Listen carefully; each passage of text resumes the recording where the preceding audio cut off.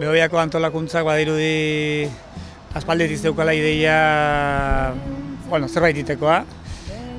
Egia esan gainera testua hitzak izango zianak, guain dela uste 3 bat urte egiten zuen nolako lehiaketa moduko bat, hitzak eta testutxon bat horren ingurun lortzeko. Eta orain 50. urte hurrena zela eta irudi garbi ikusi zuela, pixka nahi zuela kanpainatxo batin eta aspalditik zebiltzala irudi bezala eta zerbait simbolikoa edo Behobia bea islatuko zuen zerbaiten bila, ez? Kantu bat iteko proiektua jarri zuen martxan edo asmotan azaldu zian eta nahi enkargatu ziaten.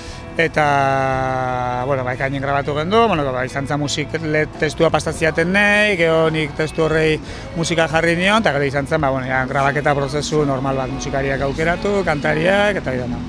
Musikarik etxekok, zein hobeto, temporada taldekokin grabazio horreikitea, baina orduan ekin hitzein nuen, behaiekin aprobetxatu gendunen saio egun bat hau begiratzeko, eta gero, pixkat nola kantu borobilago bat nahi zuen, azkenen partaidetza zabalagoki, jendeak identifikatuta sentitu dadin, eta bar, argi ikuste gendu bai kantari gehiago behartziala, ez? Eta orduan hor sartu zian, Xabi San Sebastian, Xabier Solanos, Nebeltzakoa eta Jon Gurrutxaga, hor nik arbeneukan ere kantua pixkat handitzen jo nahi nula, ez? Behobia daukan intensidade hori emateko eta orduan ikastolako, askoren ikastolako taldetxo bat, abeslari taldetxo bat hartu nuen, eta gehien batua izan zen. Eta goia osatzeko kolorek eta pixka, Oreka tekizeko txalaparta, Angelunzu,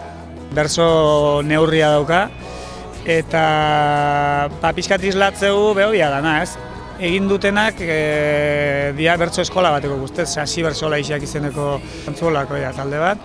Eta esan letra oso politxea da, ez dauka ez metafora komplikatuik, ez gauza erresa da, zuzena da, baina pixkat islatzeu Behobiak bai parte hartunak edo parte hartu ez dunak ikusten deuna, ez? Azkenen da, dezeinek ez dauka lagun bat, lehengusu bat, anai bat, Behobian parte hartzen duna, ez? Eta beti izatizio, emozioi, bulebarrea iristeakoan, jendeak emarite zaitula, izerdia, konpartitzea, bizipenoik, nik uste testu pixkat islatzeula hori dana, ez? Pixkat kantu egiteko garaiek, olako kantu bat egiteko, dauzkatu elementu zenbait nahiko estandarra dianak, esan nahi, ez da zure proiektu bat, ez da orduan kantu bat izan behar du publiko zabal batentzat, indarra daukana, estribillo moduko bat daukana, eta hori garbi ikusten nun gero pixkat, eta hori islatu nahi izan dut kantun mugimendu sensazio hori, ez?